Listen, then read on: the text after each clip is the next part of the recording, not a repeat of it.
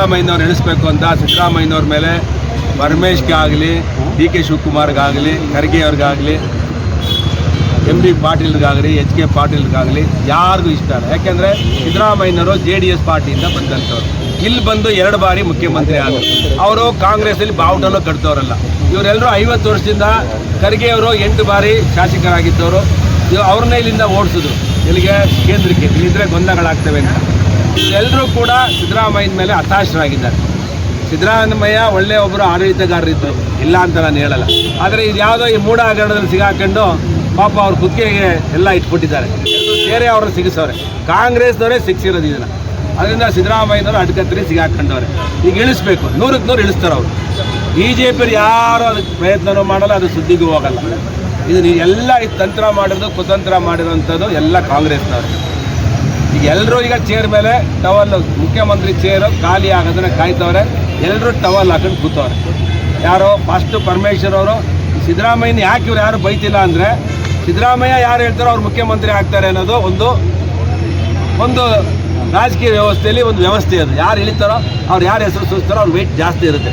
ಅದಕ್ಕೆ D K Shivakumar ನನ್ನ ಹೆಸರು ಹೇಳಿ, ಪರಮೇಶ್ವರ್ ನನ್ನ ಹೆಸರು ಹೇಳಿ, ಎಲ್ಲರೂ ನನ್ನ ಹೆಸರು ಹೇಳಿ ಅಂತ ಸಿದ್ದರಾಮಯ್ಯನವ್ರ ಬಗ್ಗೆ ಯಾರೂ ಮಾತಾಡ್ತಿಲ್ಲ. ಆದರೆ ಒಳಗೇನೆ ಎಲ್ಲ ಗನ್ಗಳಿಟ್ಟವ್ರೆ. ಸಿದ್ದರಾಮಯ್ಯನವ್ರನ್ನ ಮುಗಿಸ್ಬೇಕು ಅನ್ನೋ ಸಂಚಿನ ರೂಪಿಸ್ಬಿಟ್ಟವ್ರೆ. ಸಿದ್ದರಾಮಯ್ಯನವ್ರನ್ನ ಯಾವುದೇ ಕಾರಣಕ್ಕೂ ಕಾಂಗ್ರೆಸ್ನವರೇ ರಾಜೀನಾಮೆ ಕೊಡಿಸ್ತಾರೆ. ಅದರಿಂದ ಇಲ್ಲಿ ಡಿ ಕೆ ಶಿವಕುಮಾರ್ ಅವರು ಮತ್ತು ಇವರು ಮಾತಾಡ್ಕೊಳ್ತಾರೆ, ಹಳೆ ಕಾಂಗ್ರೆಸ್ಸಿಗರು. ಈಗೆಲ್ಲ ಒಂದುಗೂಡ್ಕೊಂಡು ಯಾರು ನಾವಲ್ಲಾಗೋಣ ಸಿದ್ದರಾಮಯ್ಯ ನಿಲ್ಲಿಸಬೇಕು ಅನ್ನೋದೇ ಈ ಗುಟ್ಟು. ಅಂದರೆ ಡಿ ಕೆ ಶಿವಕುಮಾರ್ ಹೋಗಿರೋದು ಪರಮೇಶ್ ಮನೆಗೆ, ನಾವು ಒಗ್ಗಟ್ಟು ಹಾಕ್ಬಿಡೋಣ, ನಾವು ಯಾರು ಆಗೋಣ, ಒಟ್ಟಾರೆ ಸಿದ್ದರಾಮಯ್ಯ ನಿಲ್ಲಿಸೋಣ ಅಂತ CMನ ರಾಜೀನಾಮೆ ಕೊಡಿಸ್ತಾರೆ. ಡಿಸೆಂಬರ್ ಈ ಮೂಡ ಒಂದು ನೆಪ ಮಾತು ಅಷ್ಟೇ. ಮೂಡ ನೆಪದಲ್ಲಿ ಸಿದ್ದರಾಮಯ್ಯನವರ ರಾಜೀನಾಮೆ ಕೊಡಿಸ್ತಾರೆ. ಮುಂದೆ ಕಾಂಗ್ರೆಸ್ಸಲ್ಲಿ ಅಲ್ಲೋಲ ಕಲ್ಲೋಲ ಆಗುತ್ತೆ. ಈ ಸರ್ಕಾರ ಡಿಸಾಲ್ವ್ ಆಗುತ್ತೆ. ನನಗಂತದ್ದು ಮೇಲ್ನೋಟಿ ಕಾಂಗ್ರೆಸ್ಸರ ಒಳ ಕಿತ್ತಾಟದಿಂದ ಪ್ರೆಸಿಡೆಂಟ್ ರೂಲ್ ಆಗುತ್ತೆ. ನೆಕ್ಸ್ಟ್ ಮಾರ್ಚ್ ಏಪ್ರಿಲಲ್ಲಿ ಚುನಾವಣೆ. ಈಗ ಸಿದ್ದರಾಮಯ್ಯ ಹೇಳ್ತಾರೆ ಚುನಾವಣಾ ಬಾಂಡನ್ನು BJP ನಾನು ಭಾಳ ಸ್ಪಷ್ಟವಾಗಿ ಹೇಳಿದ್ದೀನಲ್ಲ, ಚುನಾವಣೆ ಬಾಂಡ್ ಬಗ್ಗೆ ಕೇಳ್ರಿ. ಚುನಾವಣೆ ಬಾಂಡಲ್ಲಿ ಇದು ಕಾನ್ಸ್ಟಿಟ್ಯೂಷನಲ್ಲಿ, ಪಾರ್ಲಿಮೆಂಟಲ್ಲಿ ಅಪ್ರೂವ್ ಆಗಿ, ಅಮೆಂಡ್ಮೆಂಟ್ ಆಗಿ ಅದನ್ನು ತಗೋಬೇಕು ಅಂತೇಳಿ ಆದಮೇಲೆ ಚುನಾವಣೆ ಬಾಂಡನ್ನು ತಗೊಂಡಿದ್ದಾರೆ. ಜನಪ್ರತಿನಿಧಿ ಕೋರ್ಟಲ್ಲಿ ಯಾವ ಕಾರಣಕ್ಕೆ ಕೊಟ್ಟರು ಗೊತ್ತಿಲ್ಲ. ಕಾಂಗ್ರೆಸ್ನವರು ಬಾಂಡ್ ತಗೊಂಡಿದ್ದಾರೆ. ಇನ್ನು BJP ಒಬ್ಬರೇ ತಗೊಂಡಿರೋದು. ಅಂದರೆ ಅದನ್ನು ಮಾತಾಡೋಕ್ಕೆ ಕೇಳ್ರಿ, ನೈತಿಕತೆ ಅವ್ರಿಗಿಲ್ಲ. ಬಾಂಡ್ ಇವ್ರು ಕಾಂಗ್ರೆಸ್ನವ್ರು ಎಷ್ಟು ಸಾವಿರ ಕೋಟಿ ತಗೊಂಡಿದ್ದಾರೆ. ಹೈಯೆಸ್ಟ್ ತಗೊಂಡಿರೋದು ಬಾಂಡಲ್ಲಿ ಅವರೇ, ಚುನಾವಣಾ ಬಾಂಡಲ್ಲಿ. ಕಾಂಗ್ರೆಸ್ನವ್ರು ತಗೊಂಡಿದ್ದಾರಲ್ಲ. ಆಗಿದ್ರೆ ಕಾಂಗ್ರೆಸ್ನಲ್ಲಿ ಇರೋರು ಎಲ್ಲರೂ ರಾಜೀನಾಮೆ ಕೊಡೋಕ್ಕಾಗುತ್ತಾ? ಇದು ಚುನಾವಣೆ ಬಾಂಡ್ಗೂ ಮೂಡ ಸಂಬಂಧ ಇಲ್ಲ. ಸಿದ್ದರಾಮಯ್ಯನವರ ನೈತಿಕತೆ ಇಟ್ಕೊಂಡು ಮಾತಾಡಬೇಕು. ಈಗ ಕೋರ್ಟ್ ಹೇಳಿದೆ, ಇಂಥ ಮೂಡಾದಲ್ಲಿ 58 ಕೋಟಿ ಕೊಡಬೇಕು ಅಂತ ಸಾಧ್ಯ ಆಗೋದು ಒಬ್ಬ ಸಾಮಾನ್ಯ ರೈತನ ಮಗ ಆಗಿದ್ದರೆ 2 ಸೈಟ್ ಕೊಡೋ ಜಾಗದಲ್ಲಿ 58 ಕೋಟಿ ಆಸ್ತಿ ಇರುವಂಥ 14 ಸೈಟ್ ಕೊಡೋಕ್ಕೆ ಸಾಧ್ಯನಾ? ಇದು ಸಾಧ್ಯ ಆಗಬೇಕಾದ್ರೆ ಇಲ್ಲಿ ಪ್ರಭಾವಿಗಳು, ರಾಜಕೀಯ ಪ್ರಭಾವಿಗಳಿರೋರು, ಅಂದರೆ ಮುಖ್ಯಮಂತ್ರಿಗಳಾಗಿರೋರು, ಮಂತ್ರಿಗಳಾಗಿರೋರಿಗೆ ಮಾತ್ರ ಈ ಥರ ಆದೇಶವನ್ನು ಮಾಡೋಕ್ಕೆ ಸಾಧ್ಯ. ಅಂದರೆ ಅನುಪಾತ 50-50 ಅನುಪಾತದಲ್ಲಿ ಸೈಟ್ ಕೊಡಬೇಕು ಅನ್ನೋದು ಒಬ್ಬ ಸಾಮಾನ್ಯ ರೈತನಿಗಾಗಿದ್ರೆ ಮಾಡ್ತಾ ಇದ್ದೀರಾ? ಮಾಡ್ತಾ ಇಲ್ಲ. ಅವ್ನು 2 ಸೈಟ್ ಕೊಡಿಸ್ತಾ ಇದ್ದೀವಿ. ಇದು ಸಾಧ್ಯ ಆಗಿರೋದು ಮುಖ್ಯಮಂತ್ರಿಗಳು, ನೀವು ವಿರೋಧ ಪಕ್ಷದ ನಾಯಕರಾಗಿರೋದ್ರೇ ಸಾಧ್ಯ ಅಂತೇಳಿ ಹೈಕೋರ್ಟೇ ಹೇಳಿದೆ. ಅದರಿಂದ ನಾನು ಹೇಳ್ತಾ ಇಲ್ಲ. ಹಗರಣದಲ್ಲಿ ಮೂಲ ತನಿಖೆ ಆಗಿದೆ, ಮೊದಲಿಂದಲೂ ತನಿಖೆ ಆಗಿದೆ ಅಂದರೆ ಯಾರು ಯಾರು ಎಲ್ಲವೂ ತನಿಖೆ. ಈಗ ಕೋರ್ಟ್ ಸ್ಪಷ್ಟವಾಗಿ ಹೇಳಿದೆಯಲ್ಲ, ಕೋರ್ಟ್ ಭಾಳ ಕ್ಲಿಯರ್ ಆಗಿ ಮೂಡ ಹಗರಣವನ್ನು 1996ರಿಂದ 2024ವರೆಗೂ ಏನೇನಾಗಿದೆ ಅಂತ ಕೋರ್ಟಲ್ಲಿ ನಮ್ಮ ಸಿದ್ದರಾಮಯ್ಯನವ್ರ ಪರ ಸಿಂಘ್ವಿ ಅನ್ನೋರು ಯಾರೋ ಆರ್ಗ್ಯೂ ಮಾಡಿದ್ದಾರೆ. ಅಭಿಷೇಕ್ ಸಿಂಘ್ವಿ ಯಾರೋ ಮಾಡಿದ್ದಾರೆ, ಎಳೆಯಾಗಿ ಬಿಡಿಸಿ ಹೇಳಿದ್ದಾರೆ. ಇವೆಲ್ಲವೂ ಆದರೂ ಕೂಡ ಎಲ್ಲ ವಿವರಣೆಗಳನ್ನು ರೆಕಾರ್ಡ್ ಮಾಡಿ ಕೋರ್ಟ್ ಆದೇಶ ಮಾಡಿದೆ. ಸಿದ್ದರಾಮಯ್ಯನವರ ರಾಜ್ಯಪಾಲರ ಆದೇಶವನ್ನು ಎತ್ತಿ ಹಿಡಿದೆ ತನಿಖೆಯನ್ನು ನಡೆಸಬೇಕು ಅಂತ ಹೇಳಿದೆ. ಈಗ ಸಿದ್ದರಾಮಯ್ಯನವರು ಈಗ ತನಿಖೆಯ ಒಂದು ಇದರಲ್ಲಿ ಹೋಗ್ತಾ ಇದ್ದಾರೆ. ತನಿಖೆ ಆಗಿ ಬಂದ ಮೇಲೆ ಸತ್ಯತೆ ಈಚೆಗೆ ಸಿದ್ದರಾಮಯ್ಯನವರು ನಾವು ರಾಜೀನಾಮೆ ಕೊಡಲ್ಲ. ಸಿದ್ದರಾಮಯ್ಯನವ್ರಿಗೆ ಏನಿದೆ ಅಂತ ಹೇಳಿದ್ರೆ, ನಾನೇನು ತಪ್ಪು ಮಾಡಿಲ್ಲ, ಅಧಿಕಾರಿಗಳು ಮಾಡವ್ರೆ. ಮೂಡ ಹಗರಣದಲ್ಲಿ ನಂದೇನಿಲ್ಲ, ನಂದೇನಾದ್ರು ಕಾಗದ ಬರ್ದಿದ್ದೀನ, ಅದಕ್ಕೆ ಅವರು ಬಹಳ ಎದೆ ತಟ್ಕೊಂಡು ಹೇಳೋದು ಮಂಡತನದಲ್ಲಿ ನಾನೇನು ಮಾಡಿಲ್ಲ ಅಂತೇಳಿ. ಸಿದ್ದರಾಮಯ್ಯನವ್ರು ಎಲ್ಲೂ ಸೈನ್ ಮಾಡ್ದಲೇ ಇರ್ಬೋದು. ಸಿದ್ದರಾಮಯ್ಯನವ್ರು ಸೈನ್ ಮಾಡಿಲ್ಲ ಅಂದ ತಕ್ಷಣ ತನಿಖೆ ಅಧಿಕಾರಿಗಳು, ತನಿಖೆಯಲ್ಲಿ ಬೆನಿಫಿಷಿಯರಿ ಯಾರಾಗಿದ್ದಾರೆ, ಇವೆಲ್ಲ ಕಾನೂನುಗಳು ಒಬ್ಬ ಪ್ರಭಾವಿ ವ್ಯಕ್ತಿ, ಮುಖ್ಯಮಂತ್ರಿಗಳ ಸ್ಥಾನದಲ್ಲಿದ್ದಂಥವರು ಪ್ರಭಾವವನ್ನು ಬೀರದಲೇ ಸಾಧ್ಯ ಇಲ್ಲ. ಅವ್ರು ಸೈನ್ ಮಾಡ್ದಲೇ ಇರ್ಬೋದು. ಅದಕ್ಕೆ ಹೇಳ್ತಾರೆ ನಾನೇನು ತಪ್ಪು ಮಾಡಿಲ್ಲ. ಖಂಡಿತ ಸಿದ್ದರಾಮಯ್ಯನವರು ತಪ್ಪು ಮಾಡಿಲ್ಲ. ಯಾವುದೇ ಒಂದು ಲೆಟ್ರ್ ಕೊಟ್ಟಿಲ್ಲ, ಮತ್ತೊಂದು ಕೊಟ್ಟಿಲ್ಲ. ಆದರೆ ಏನೂ ಇಲ್ಲದೆ ಬೆನಿಫಿಟನ್ನು ತಗೊಂಡಿದ್ದಾರೆ ಅನ್ನೋದೇ ಕೋರ್ಟ್ ಹೇಳಿರೋದು.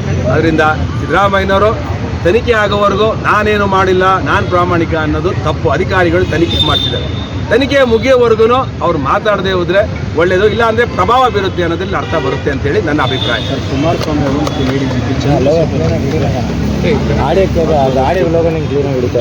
ವಾಗ್ವಾದ ಅಲ್ರಿ, ಒಬ್ಬ ಜನಪ್ರತಿನಿಧಿ, ಜನಗಳಿಂದ ಆಯ್ಕೆ ಆಗಿರೋರು, ಒಬ್ಬ ಕೇಂದ್ರ ಸಚಿವರು, ಮಾಜಿ ಮುಖ್ಯಮಂತ್ರಿಗಳಾಗಿರೋರು, ಅವರು ಆರೋಪವನ್ನು ಮಾಡ್ತಾರೆ. ಅದನ್ನು ಭಾಳ ಸ್ವಾಗತ ಮಾಡಬೇಕಾಗಿತ್ತು ಅವರು. ಹೌದು, ನನ್ನ ಮೇಲಿದೆ ತನಿಖೆ ಮಾಡಿ ಅಂತ ಹೇಳ್ಬೋದಾಗಿತ್ತು. ಅವ್ರ ಮೇಲೆ ವೈಯಕ್ತಿಕವಾಗಿ ಆರೋಪವನ್ನು ಮಾಡಿದಂಥ ಸಂದರ್ಭದಲ್ಲಿ ಒಬ್ಬ ಪೊಲೀಸ್ ಆಫೀಸರು ತನಿಖೆಗೆ ಹುಡ್ಕೋಬೇಕಾಯ್ತು. ಆಯಿತು, ನನ್ನ ಮೇಲೆ ಈ ಥರ ಬಂದಿದೆ, ನನ್ನ CBI ತನಿಖೆ ಮಾಡಲಿ ಕುಮಾರಸ್ವಾಮಿ ಅವರು, ನನ್ನ ಕೆಲಸ ನಾನು ಮಾಡ್ತೀನಿ ಅಂತ. ಅದು ಬಿಟ್ಟು ಹಂದಿಗೆ ಹೋಲಿಸ್ತಾರೆ ಅಂತ ಕುಮಾರಸ್ವಾಮಿ ಅವರು. ಅಂದರೆ ಹಂದಿಗೆ ಹೋಲಿಸ್ತಾರೆ ಅಂತಂದರೆ ಎಷ್ಟು ತಾಕತ್ತಿರಬೇಕು, ಎಷ್ಟು ದಮ್ಮಿರಬೇಕು ರೀ ರೌಡಿನಾಥ. ಆ್ಯಸ್ ಎ ರೌಡಿ ಈಸ್ ನಾವು the centre. I request mister Amit Shah and Modi sir, please suspend him, and what our Kumaraswamy has made allegation about 100 crores, that should be inquired. ಖಂಡಿತ ಆಗಬೇಕು. ನಾನು ನೆನ್ನೆ ಹೇಳಿದ್ದೇನೆ, ಸರ್ಕಾರ ಕುಮ್ಮಕ್ಕಿನ ರೀತಿಯಾಗಿ 100% ರೀ. ಕಾಂಗ್ರೆಸ್ ಸರ್ಕಾರ ಇದೆಯೇನ್ರಿ? ಎಲ್ಲ ಅಧಿಕಾರಿಗಳೇ ಇವತ್ತು ಮುಖ್ಯಮಂತ್ರಿಗಳಾಗಿ ಕೂತಿದ್ದಾರೆ. ಮುಖ್ಯಮಂತ್ರಿ ಮಾತಾಡೋದು ಒಬ್ಬ ಅಧಿಕಾರಿ ADGP ಮಾತಾಡ್ತಾರೆ ಅಂದರೆ ಎಷ್ಟು ತಾಕತ್ತದು? ಮುಖ್ಯಮಂತ್ರಿನೇನ್ರಿ ಆತ? ಮುಖ್ಯಮಂತ್ರಿಗಳಿಗೆ ರೈಟ್ಸ್ ಇದೆ, ಜನಗಳಿಂದ ಆಯ್ಕೆ ಮಾಡೋರು ಅವ್ರ ಬಗ್ಗೆ ಮಾತಾಡಿದಾಗ ಅವ್ರು ಮಾತಾಡ್ತಾರೆ. ನಾಟ್ ಈ ಆಫೀಸರ್ ಕೆಲಸ ಏನ್ರಿ? Is only execution. ಶಾಸಕಾಂಗದ ಕೆಲಸ ಏನು ಹೇಳ್ತೀವೋ ಅದನ್ನು ಕಾರ್ಯಾಂಗ ಮಾಡೋಂಥದ್ದೇ ಕಾರ್ಯಾಂಗದ ಕೆಲಸ ಎಕ್ಸಿಕ್ಯೂಷನ್ ಮಾಡೋದು. ಆತ ತಿರ್ಸ್ಮ ರಾಜಕಾರಣ ಥರ ಮಾತಾಡ್ತಾನೆ ಅಂದರೆ ರಾಜೀನಾಮೆ ಕೊಟ್ಟು ರಾಜಕೀಯಕ್ಕೆ ಬಂದು ಮಾತಾಡೋ ಅಂತೇಳಿ, ಯೂನಿಫಾರ್ಮ್ ಹಾಕೊಂಡು ಮಾತಾಡಬೇಡ ಅಂತೇಳಿ. ಅಲ್ಲ, ನೆಕ್ಸ್ಟ್ ರಾಜಕೀಯಕ್ಕೆ ಬರಬೇಕು ಅಂತ ಏನಾದರೂ ರಾಜಕೀಯ ಅದು ಆಮೇಲೆ ಮಾತಾಡೋಣ, ಬಟ್ ನಾಟ್ ಕರೆಕ್ಟ್. ನಾನು 30 ವರ್ಷದಲ್ಲಿ ಈ ಥರ ಪೊಲೀಸ್ ಆಫೀಸರ್ಗಳು ಮಾತಾಡಿದ್ನ ಇತಿಹಾಸದಲ್ಲಿ ಫಸ್ಟ್ ಟೈಮ್ ನಾನು ಕೇಳಿರೋದು. Thank you. ಯಾರ್ಯಾರೀಗ ವೀಕ್ ಆಗಿದ್ದಾರೆ BJP ಒಳಗಡೆ ಅವರೆಲ್ಲರೂ ಕೂಡ ಬಂದು ಮಾತಾಡೋವಂಥದ್ದಾಗಿದೆ. ವೀಕ್ ಇರೋನು ಮಾತಾಡಿದ್ರೆ ಇನ್ನೂ ವೀಕ್ ಆಗ್ತಾನೆ ಹೊರತು ಸ್ಟ್ರಾಂಗ್ ಆಗಲ್ಲ. ನ್ಯಾಷನಲ್ ಪಾರ್ಟಿ ಇದೆಲ್ಲ ಆದಿ ಬೀದಿಲಿ ಮಾತಾಡೋದು ಕೇರು ಮಾಡಲ್ಲ. ಅಲ್ಲ, ಪಾರ್ಟಿ ಒಬ್ಬ ರಾಜ್ಯ ಅಧ್ಯಕ್ಷನ ಮಾಡಿದ್ಮೇಲೆ ಇಷ್ಟ ಇದೆಯೋ ಕಷ್ಟ ಇದೆಯೋ ಒಪ್ಪಬೇಕು, ಅನುಸರಿಸ್ಕೊಂಡು ಕೆಲಸ ಮಾಡಬೇಕು. ಈಗ ಸಿದ್ದರಾಮಯ್ಯನವ್ರು ಕಾಂಗ್ರೆಸ್ನವ್ರು ಎಲ್ಲರೂ ಒಪ್ಪಿಟ್ಟಿದ್ದಾರಾ? ಯಾರ್ಯಾರು ಏನೇನು ಮಾಡಿದ್ದಾರೆ ಅಂತ ಹೇಳ್ಬೇಕಾ? ಸಿದ್ದರಾಮಯ್ಯನವ್ರ ವಿರುದ್ಧ ಯಾರ್ಯಾರು ಷಡ್ಯಂತ್ರ ಮಾಡೋರೆ, ಆ ಪಾರ್ಟಿಲಿ ಯಾರ್ಯಾರು ಸಿದ್ದರಾಮಯ್ಯ ನಡೆಸಿ ಮುಖ್ಯಮಂತ್ರಿ ಆಗಬೇಕು ಅಂತ ಹೇಳಿ ಖರ್ಚಿಪ್ ಹಾಕೊಂಡು ಮುಖ್ಯಮಂತ್ರಿ ಚೇರಲ್ಲಿ ಕೂತಿದ್ದಾರೆ ಅಂತ ಹೇಳ್ಬೇಕಾ? ಇಡೀ ಜಗತ್ತಿಗೆ ಅದು ಗೊತ್ತಿದೆ. ಕಾಲವೇ ಸಿದ್ದರಾಮಯ್ಯನವರೇ ನೆನೆ ಮಾದೇವಪ್ಪನವರೇ ಹೇಳಿದ್ದಾರೆ ಸಭೆಯಲ್ಲಿ, ಎಲ್ಲ ಜಗಜ್ಜಗಿತ ಆಗ್ತದೆ, ಕಾಲ ಬರ್ತದೆ. ಅದರಿಂದ ಪಕ್ಷದಲ್ಲಿ ಎಲ್ಲವೂ ಸರಿ ಇಲ್ಲ ಅಂತ ನಾನು ಹೇಳಲ್ಲ, ಎಲ್ಲವೂ ಸರಿಗಿದೆ. ಕೆಲವು 1% ಜನ ಅದನ್ನು ಖಾಲಿ ಡಬ್ಬ ಇರೋ ಜಾಸ್ತಿ ಶಬ್ದ ಮಾಡ್ತಾರೆ. ಇಲ್ಲ, ಖಾಲಿ ಡಬ್ಬಗಳು ಶಬ್ದ ಮಾಡ್ತವೆ, ಇವೆಲ್ಲ ನಿಲ್ತವೆ. ಡಿಸೆಂಬರ್ ಒಳಗಡೆ ಇವೆಲ್ಲಕ್ಕೆ ಪೊಲೀಸ್ ಸ್ಟಾಪ್ ಆಗುತ್ತೆ ಅಂತೇಳಿ ನನಗೆ ಗೊತ್ತಿದೆ. ಡಿಸೆಂಬರಲ್ಲಿ ಏನಾಗುತ್ತೆ? ರಾಜಕೀಯ ಮುಂದೆ ಕಾದು ನೋಡ್ರಿ, ಡಿಸೆಂಬರಲ್ಲಿ ಒಂದು ಕ್ರಾಂತಿ ಆಗುತ್ತೆ. ಕುಮಾರಸ್ವಾಮಿ ಅವರು ಹೇಳಿದ್ದಾರೆ, ಎಲ್ಲರೂ ಹೇಳಿದ್ದಾರೆ, ಸಿದ್ದರಾಮಯ್ಯನವ್ರನ್ನ ಕಾಂಗ್ರೆಸ್ನವ್ರು ಇಳಿಸ್ತಾರೆ. ಅಲ್ಲ ಸರ್, ನಿಮ್ಮ ಬಾಯಲ್ಲಿ ಫಿಲ್ಟ್ರ್ ಬರಲ್ವಲ್ಲ? ನಾನೇ ಹೇಳ್ತಾ ಇದ್ದೀನಲ್ಲ, ಕಾಂಗ್ರೆಸ್ನವ್ರು ಸಿದ್ದರಾಮಯ್ಯನವ್ರು ಇಳಿಸ್ತಾರೆ, ಡಿಸೆಂಬರ್ಗೆ ಇಳಿಸ್ತಾರೆ. ಚುನಾವಣೆ ಮಾರ್ಚ್ ಏಪ್ರಿಲ್ ಬರುತ್ತೆ ಅಷ್ಟೇ.